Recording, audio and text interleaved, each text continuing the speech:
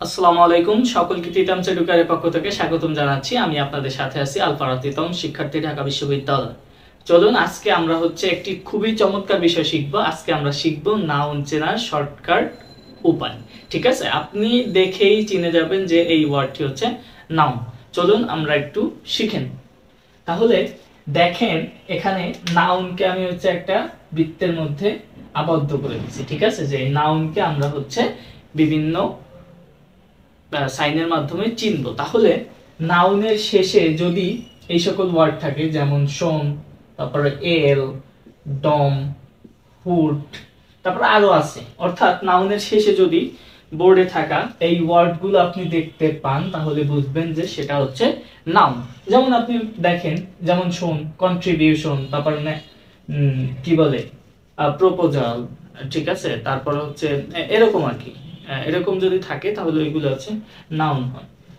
তারপরে ডম, wisdom, childhood, ঠিক আছে, তারপর আইটিওয়াই, তারপরে নেস, পোরনেস, তারপর এরকম যত শব্দের শেষে আর কি নেস দেখবেন, সেটা নাউন। তারপরে ইএনসি, হ্যাঁ, comments, ment, N C Y, ship, I N G, double E, তারপর ইএনটি, ইআর, ওআর, এসব যদি যুক্ত থাকে তাহলে আপনি বুঝবেন ওই শব্দগুলো নাউন।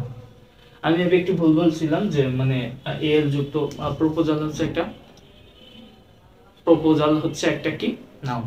ঠিক আছে, এখন আপনারা দেখেন, তাহলে আমরা শিখে নিলাম যে এই ওয়ার্ডগুলো যদি থাকে শব্দের শেষে তাহলে আমরা সেগুলিকে বলবো নাউন।